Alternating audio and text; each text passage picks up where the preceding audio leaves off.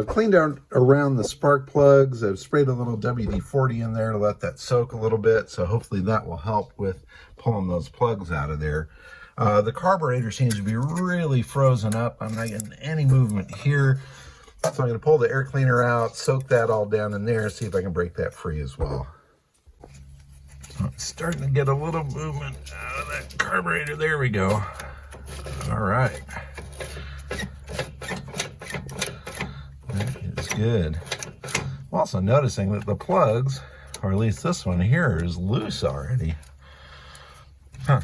The other one, well, that's kind of loose in there too. So maybe the old guy, before he parked it, he soaked the cylinders. We can hope. I'd love to see this thing turn. So I've got all the plugs out and everything in the little holes there kind of cleaned out. Now I'm going to soak the cylinders with a little mix of ATF and a little acetone in there and let that soak. Definitely grabbing a hold of it. Currently, it doesn't want to move. So hopefully with a little lubrication, we can get it to break free.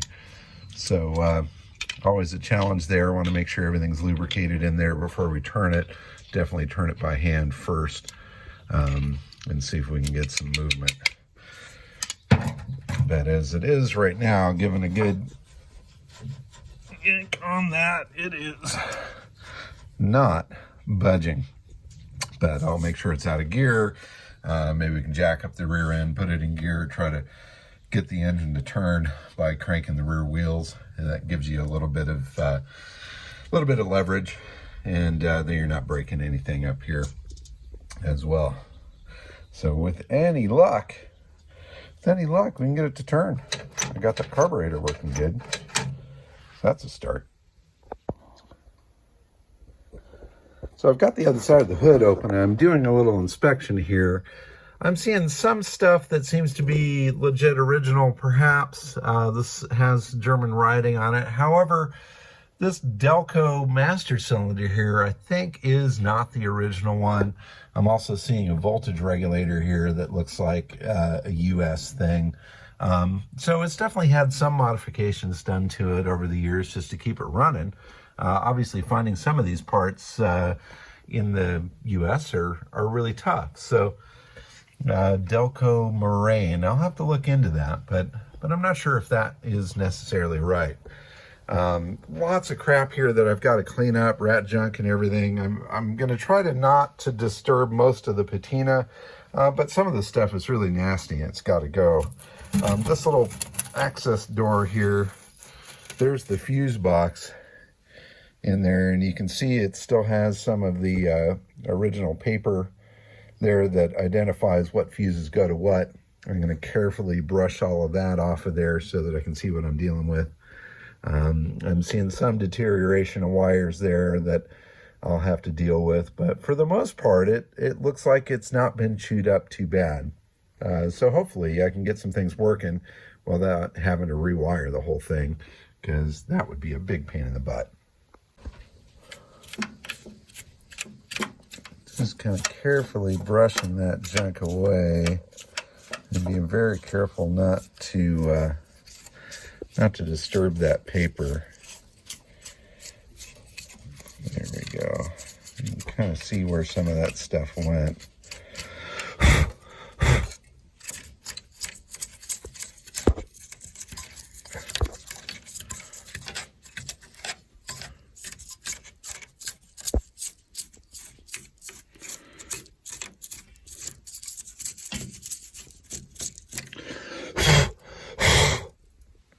It's surprisingly intact. And we can see what all of that stuff was. Most of it I can't quite figure out.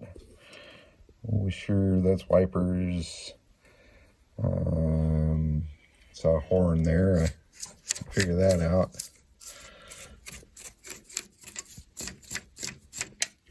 But little Google Translate, and I'll be able to figure out what it says.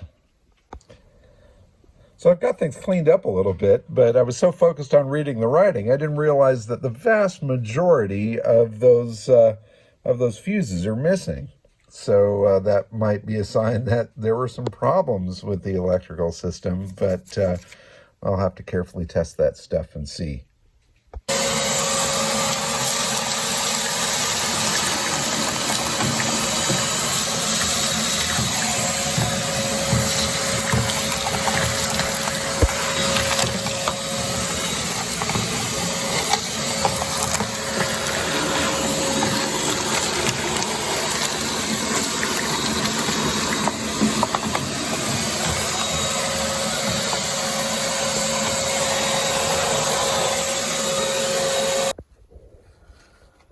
So the window regulators and windows have been taken out of the door, and the door does sag a little bit. It does look like somebody tried to shore that up with a little bit of wire and a turnbuckle here.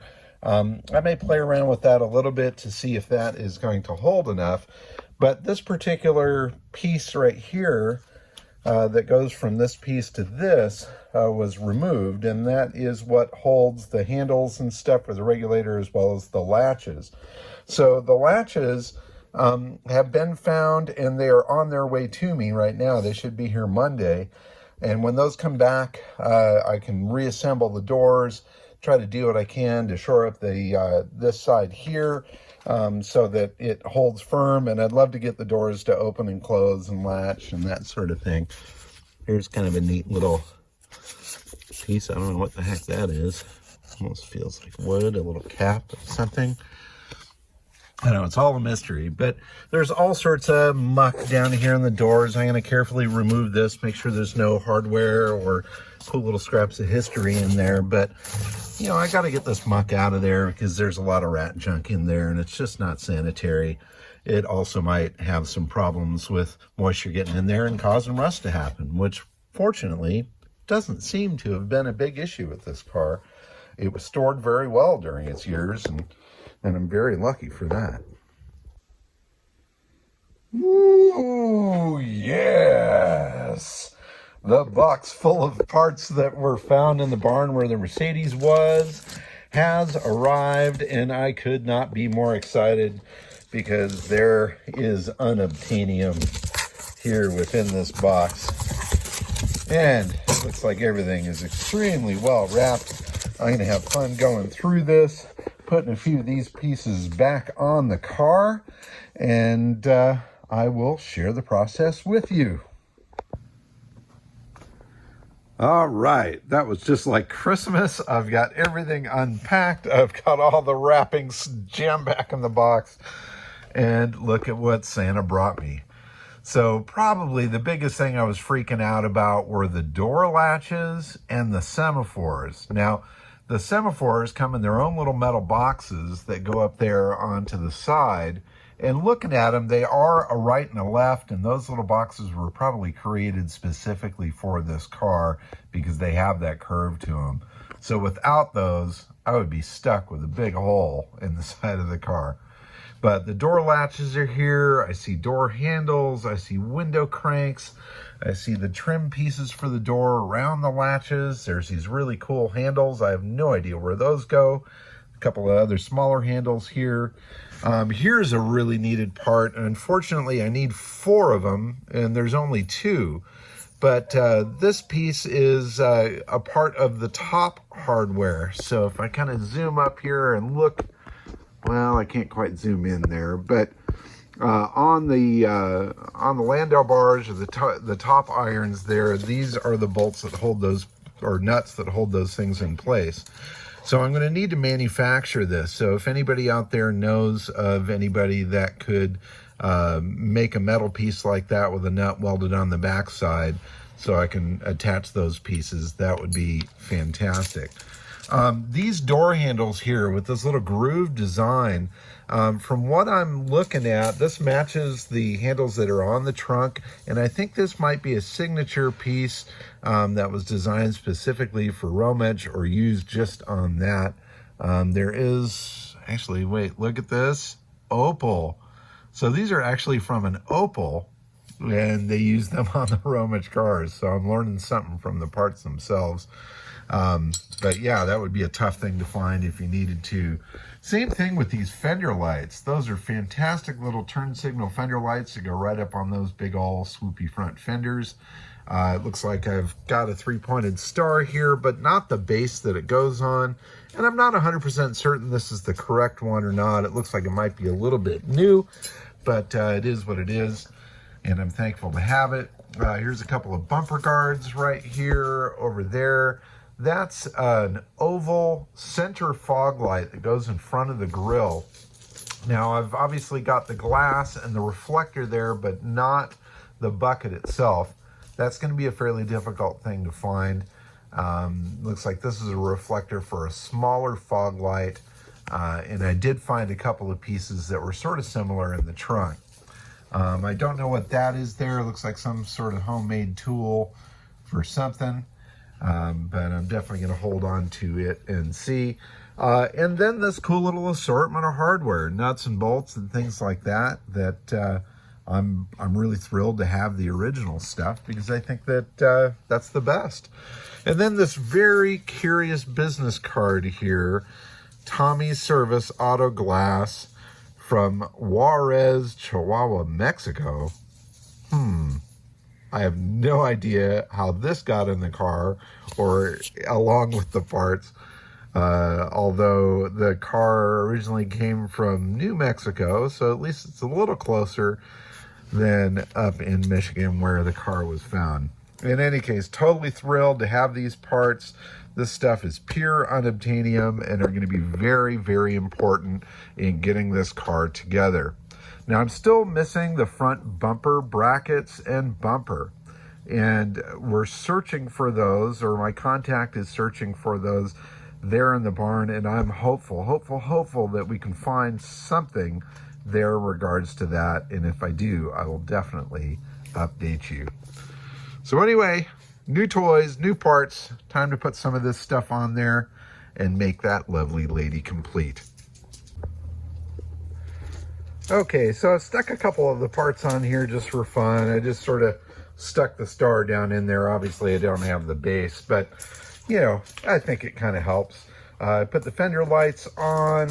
I've got the semaphores in their holes. I've got one of the door handles hooked up here to the latch on the other side. I still need to put in the striker. But each and every little piece that I put on this thing makes it look more and more spectacular to me.